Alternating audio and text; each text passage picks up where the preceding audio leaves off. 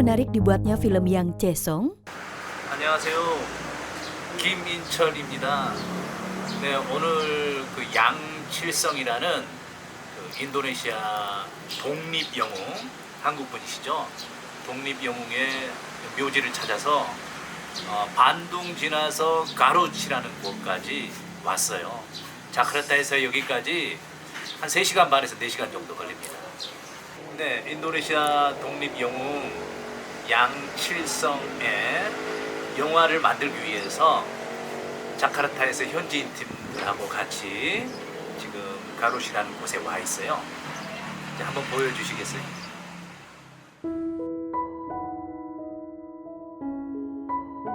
네, 양칠성의 흔적을 찾아서 네, 지금 한번 움직여 보겠습니다.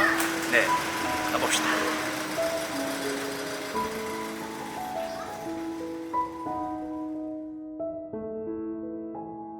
Untuk mendapatkan jawaban itu, tim kami bersepakat untuk melakukan riset untuk menemukan jawabannya.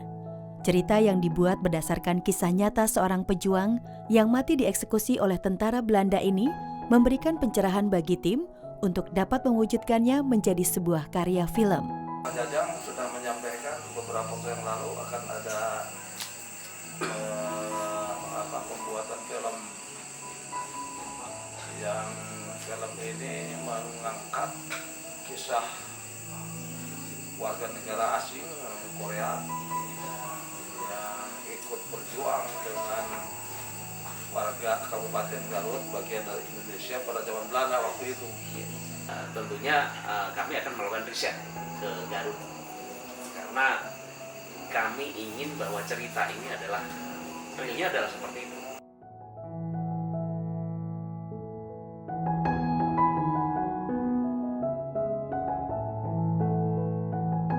Yang Chaesong adalah seorang laskar yang bukan sekedar berani, namun juga mampu memberi semangat bagi pasukan perjuangan Indonesia. Itu sebabnya dia dianggap sebagai cahaya yang mampu menerangi kegelapan atau masa kesuraman bangsa Indonesia yang sudah lama menderita dijajah. 안녕하세요. 여기 양칠성 묘가 여기인가요? 구부란 양칠성, makam 양칠성 benar? 맞아요? Iya. Ini makam pahlawan. Oh, gitu ya. Ya. 여기 betul di sini betul? Iya, Benar. di sini, Kuburan. kuburan pahlawan, tapi nggak tahu sebelah mananya. Oke ya. Boleh sekian, tapi sampai depan aja. Oke sampai depan aja. Ya.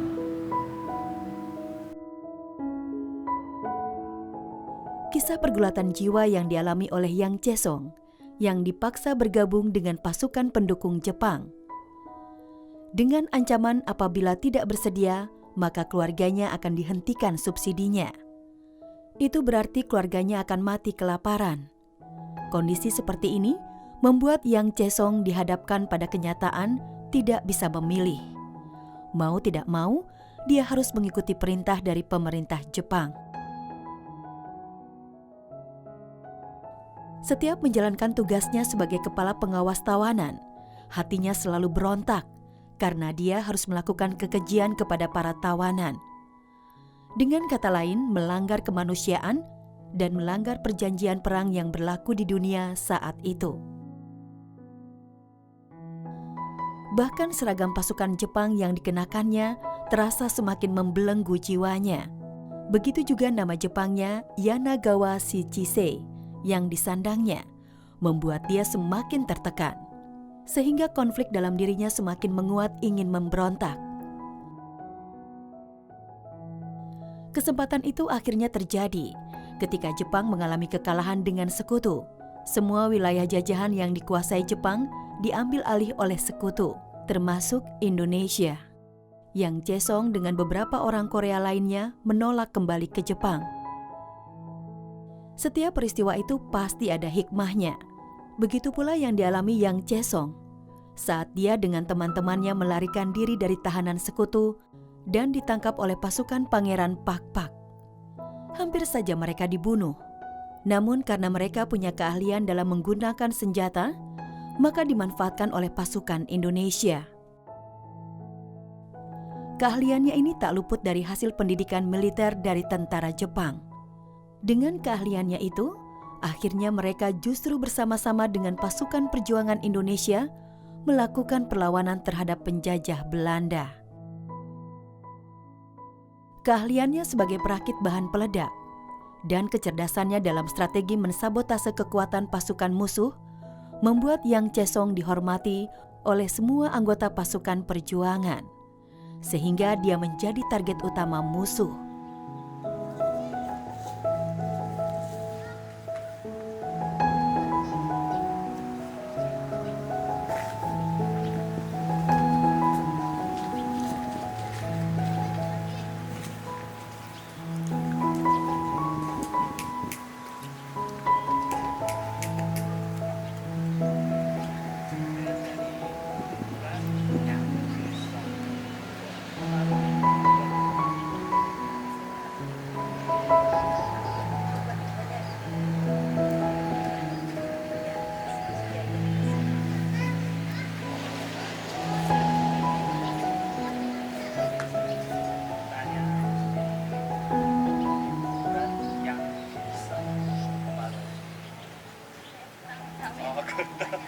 Oke.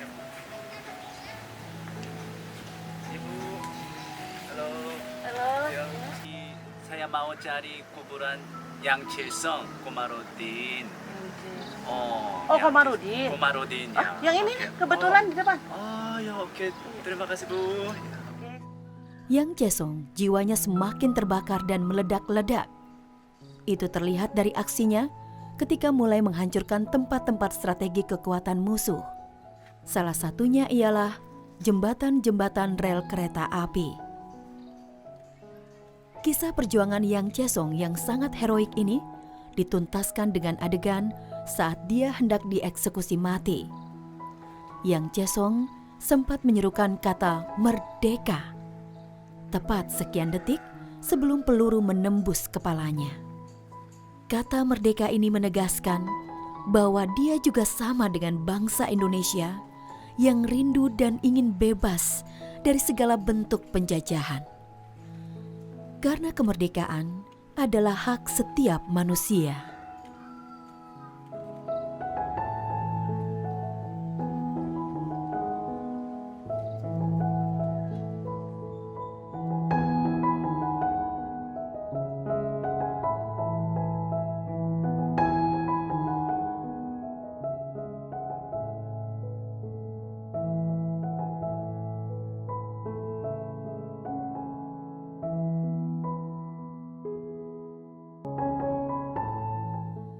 Apa itu film Laskar Cahaya? Produksi film Laskar Cahaya ini didasari oleh semangat untuk menghormati pahlawan nasional yang berasal dari Korea. Rasa kecintaannya terhadap istri dan anaknya, warga Indonesia itu, Yang Chaesong wujudkan dengan ikut bergabung dalam perjuangan kemerdekaan melawan penjajah Belanda. Sebab menurutnya, kemerdekaan bangsa Indonesia berarti memberikan kemerdekaan untuk keluarganya dan membebaskan keluarganya agar tidak menderita seperti dirinya. Kisah kasih pasangan suami istri inilah yang akan menjadi benang merah dalam penuturan kisah nyata perlawanan bangsa Indonesia melawan Belanda di wilayah Garut dan sekitarnya. Perkenalkan, Ya. Honjin Sayu. Bahasa Koreanya itu selamat siang menuju sore ya Pak.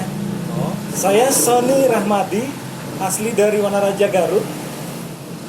Kebetulan tentang pejuang Korea yang datang ke Indonesia dibawa oleh serdadu Jepang ada di lokasi sini Pak. Oh. Kebetulan orang tua angkat saya yang ada pelaku ketemu dia waktu itu mendiang. Oh. Ini orang tua sama Yang Chaesong. Ada di sana. Sudah Ketemu Pak. berjuang sama orang Berjuang Cina. sana. Paham Pak. Alhamdulillah kita bisa diketemukan lagi dari pihak saudara kita yang di Korea untuk mengajukan film ini sangat bagus untuk kaula muda sekarang gitu Pak. Gimana perjuangan berjibaku melawan penjajah untuk kita hidup sampai sekarang ini merdeka. Terus mengisinya dengan baik dan positif, tidak terjerat dengan narkoba, tidak buat neko-neko anak muda. Ini perjuangan orang tua kita dahulu gitu.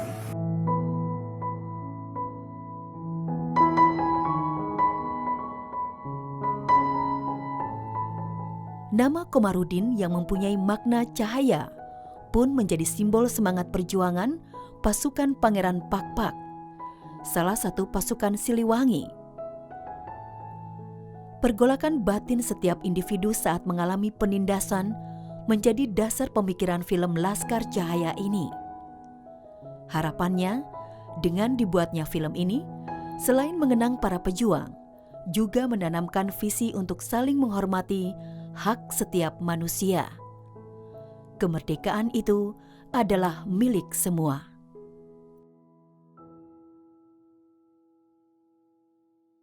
Hanya mendengar kabar dari istri saya, beliaulah yang mengikuti perjuangan itu. Dari Cilunuk mundur ke Cimalaka, sana datang ke atas. Kemudian diketahui oleh Belanda, mundur lagi sampai Telaga Bodas. Telaga Bodas diketahui juga oleh Belanda. Dia lari ke sana ke Dora, Parentas. Lari juga berapa puluh kilometer tuh jauhnya. Nah, disitulah dia hancur karena pengkhianatan daripada teman-temannya. Jadi Pak Juanda itu punya anak buah.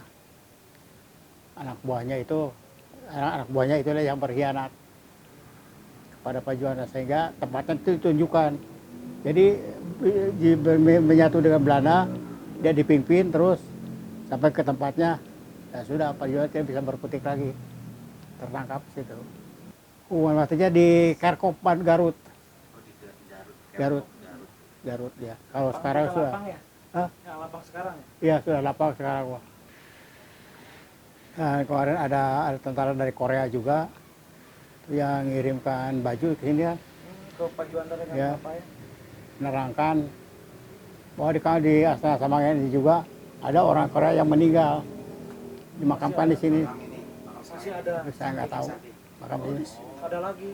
ada Orang lagi. Korea, Pak. Orang Korea ya, orang Korea. 네, 지금 저는 이게 같이 양칠성 시대에 사셨던 그 분하고 양칠성 시대에 사셔서 그때 일본 분들하고 전쟁을 할 때 같이 계셨던 1930년대 태생이셨던 우리 아빠 릴리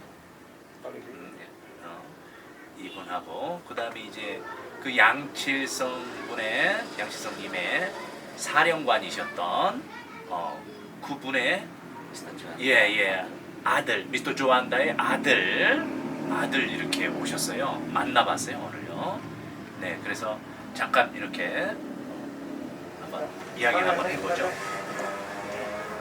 Kira-kira berapa orang Koreanya berjuang? Banyak ya. Yang meninggal sini juga di Astana Samangen itu ada 3 orang. Orang Korea. Banyak Koreanya. Tapi yang di ini cuma 3 di Garut sama bapak saya tuh diakui sering sekar tuh 3. Ya, benar hidupnya itu cuma 3 ya, Pak Juanda, Abu Bakar, dan Komarudin.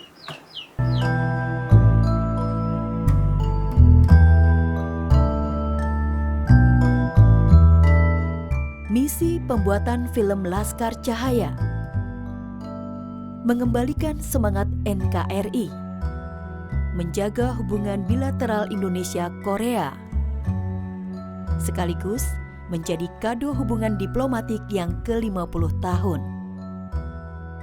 Bentuk program kerja. Pertama, pembuatan konten-konten miniatur Laskar Cahaya di media sosial, Facebook, TikTok, Instagram, YouTube, dan lain-lainnya. Kedua, pembuatan film layar lebar Laskar Cahaya.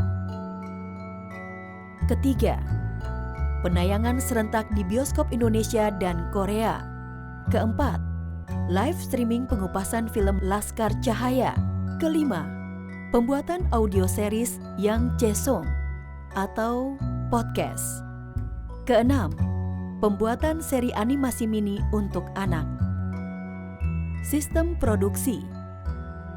Pertama, kesepakatan kerjasama. Kedua, pembuatan skenario, penulis Indonesia dan Korea. Ketiga, pemilihan tim manajemen produksi Indonesia-Korea. Keempat, perhitungan real biaya produksi. Kelima, penawaran kerjasama sponsor. Keenam, pelaksanaan produksi, persiapan, produksi, pasca produksi. Ketujuh, promosi. 8. Penayangan film Laskar Cahaya.